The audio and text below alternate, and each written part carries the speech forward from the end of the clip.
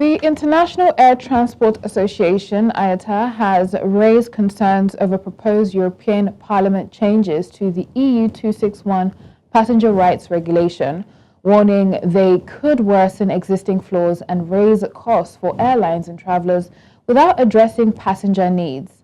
IATA criticized scrapping extended compensation thresholds for delayed flights and new requirements like free cabin bags, noting most passengers prefer low fares and optional add-ons. Director-General Willie Walsh said the proposal acts as a reverse Robin Hood, burdening 99% of travelers who don't benefit. IATA urged adoption of the European Council's balanced reforms, reduction of passenger taxes and incentives for affordable sustainable aviation fuel to safeguard connectivity and competitiveness in European aviation.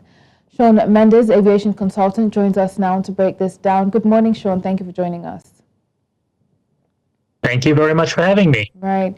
And to dive in, how would this European Parliament's proposed amendments, how do you see increasing costs for airlines and passengers?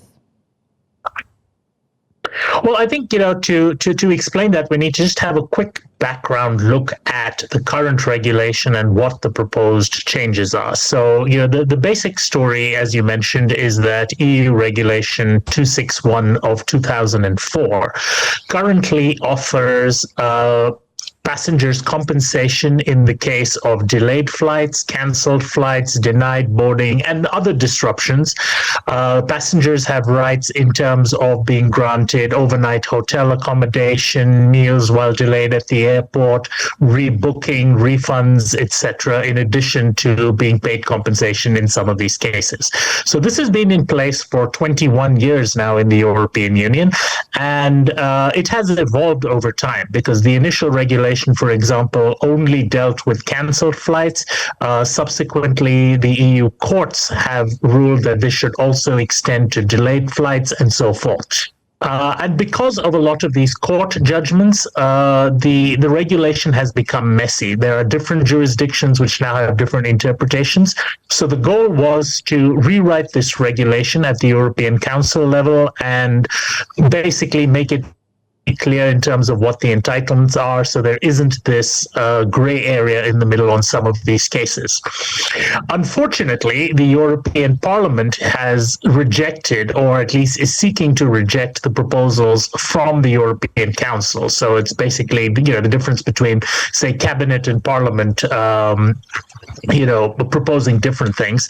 And the European Parliament is looking at a more populist measure in terms of maintaining the regulations as they apply to delays. So the current threshold is 3 hours for the short flights. If your flight is delayed by 3 hours, you're entitled for compensation. In some cases, 10 times as much as your ticket you paid for. So if you've only paid 25 euros for a ticket, you could receive 10 times that money back, plus transport, plus hotels or whatever else, depending on the circumstance.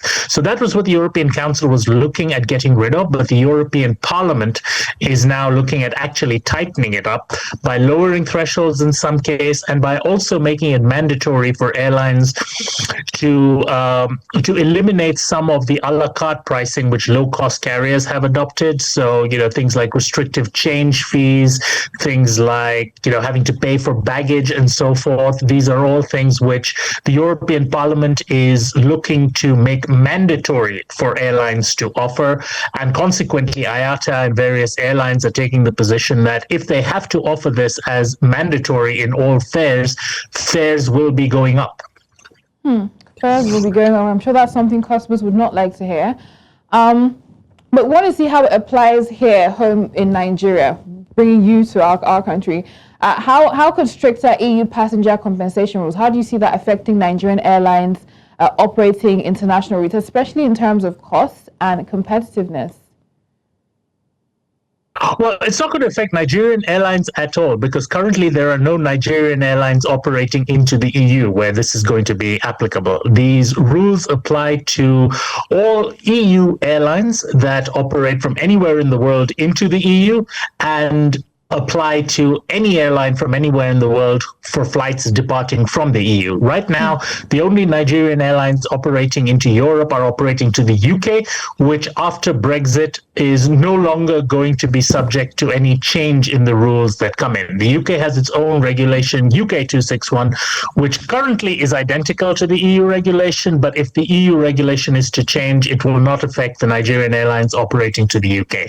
So Nigerian airlines directly will not be affected by this, but obviously Nigerian passengers traveling on European airlines or other airlines flying into Europe, will obviously fall under the jurisdiction of any revised rule as they do under the current rules. And that possibly being higher fares for the passengers. What particular lessons, because you have mentioned it's just the EU doing this, but we know that other people may take on or learn from this. What lessons can Nigeria aviation regulators learn from the EU261 controversy as they review passenger rights and airline obligations locally, even though FAN has been more firm against airlines due to passenger rights violations? I think the biggest problem you have in terms of passenger rights in Nigeria is that there is a patchwork of regulations from different agencies that are often contradictory. You'll see Nigeria Civil Aviation Authority, you'll see FAN, as you've mentioned, you'll see the consumer regulation authorities, and all of these people get involved at different stages and often have contradictory policies and rulings in terms of what passengers' actual rights are. On paper, there are strong passenger rights in Nigeria. If your flights are delayed, you are entitled to compensation, entitled to rebook, you're entitled to refunds and so forth. Unfortunately, the enforcement of these is extremely poor. There is no clearly mandated channel that a passenger, if you're on a flight that is cancelled, that you can seek the compensation from. If the airline fails to deliver, there's no clear channel to pursue this from, and consequently passengers wind up having to go to courts and having to go to consumer councils rather than through the Civil Aviation Authority. So I think that is the real lesson that can be learned, that if you don't take control of this yourself and make it a clear consumer focused regulation where consumers know what their rights are and how they can exercise them, there is a risk that lawmakers will seize this and do it for you, and then you might wind up with something that you do not like, as the danger currently is with the airlines and the European Parliament. Mm-hmm. Indeed. And you have spoken extensively on the EU261 passenger rights regulation. Are there key flaws? Do you see, or have you identified any flaws as well within the current EU261 passenger rights regulation that IATA itself is also highlighting? I think the key flaw in this is that the regulation has evolved through judicial decisions. The original regulation, as written in 2004, as I mentioned, dealt strictly with cancelled flights and denied boarding and a couple of other things. It was European court decisions that said that a significantly delayed flight is the same as a cancelled flight. So the same compensation should apply. And consequently, other small patchwork decisions, there was other decisions like Sturgeon v. Condor, for example, where the ruling is there is an exception that if delays or cancellations are caused due to exceptional circumstances, the airline does not have the liability to pay compensation. So the definition of exceptional circumstances was significantly narrowed in some of these court rulings. So as a result, the regulation as it is applied today is not the same as the regulation as it was written. And like in many cases of laws which have evolved like this, it is important to clarify things, because when people believe they have certain rights that they don't, and when airlines believe that they can get away without providing certain obligations that they should be, this causes a problem. So there definitely is a need to clarify the law. I think the current debate is to whether the European Council's provision, which is loosening some of these things specifically with regards to delays, or the European Parliament's provisions, which is actually very populist in terms of trying to put restrictions on low-cost carriers and how they can do a la carte pricing, which one of those should actually prevail. And the International Air Transport Association, they have described this scheme as reverse Robin Hood. Why so? Willie Walsh, who is the head of IATA, has always been known for his colorful metaphors, and I think this is just another one of those. But I think the point he's trying to make over here is basically, while Robin Hood was known to rob from the rich and return it to the poor, the point that Willie is making here is that while many passengers benefit from these low fares when they are not carrying, big cabin bags or checking in bags or wanting flexibility of tickets or so forth. Consequently, airlines are able to offer them much lower fares. If you are going to mandate that every passenger must receive a free checked-in bag, must receive a large cabin bag to carry for free, must receive, meals on board or whatever else, obviously airlines will then have to budget for this, and consequently the fares will go up, which 72% of passengers, according to IATA's survey, do not want to see. So the reality is, while claiming that this is something that passengers want, which is what the EU Parliament is claiming, the reality, according to IATA, is that passengers don't actually want this. So you're not stealing from the rich to give to the poor. You're actually stealing from the poor and just, keeping the money. Indeed. Very colorful languaging there. But how do passenger preferences, how are they paying lower fares versus receiving more compensation factors how is this factoring into this debate?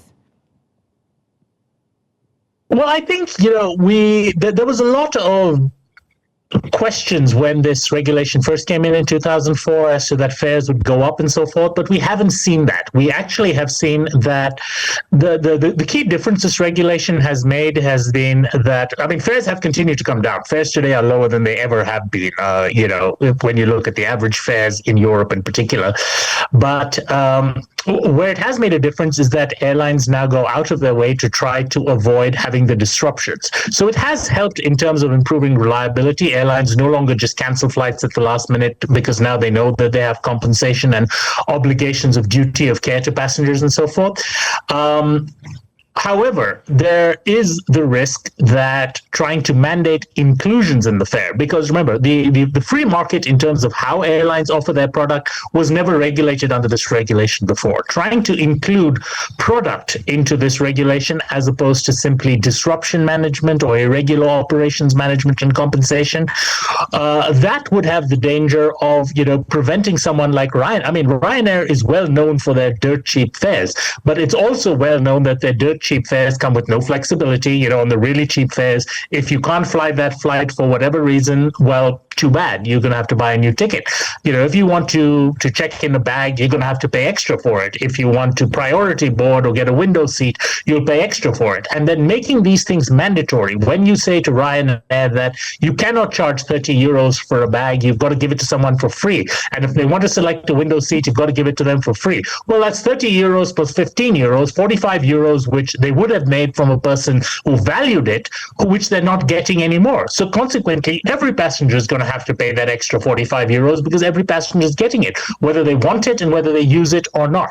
So that is the danger here, where, airlines have been offering this low-cost a la carte ancillary revenue driven pricing scheme, which those who are willing to travel within the parameters offered have really benefited.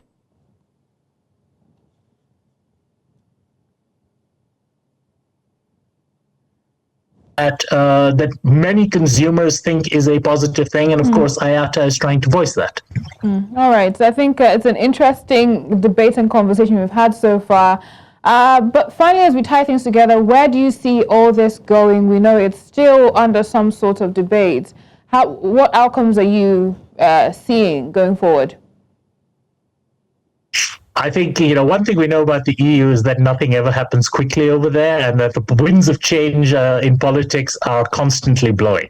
I think we will see a new regulation sooner rather than later. This regulation's been in place for 21 years and has, the market has changed and the regulation has changed as well. So we will see a new regulation.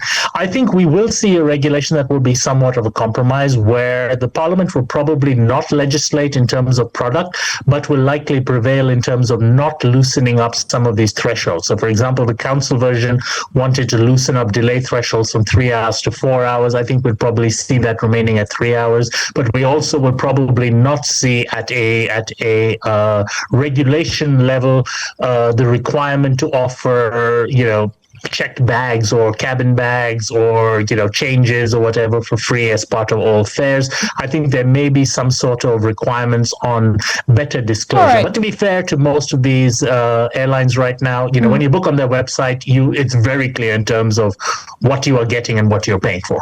Indeed. Thank you. We'll be following all this and more. But thank you so much for your time and perspective on the show today. Sean Mendis, aviation consultant.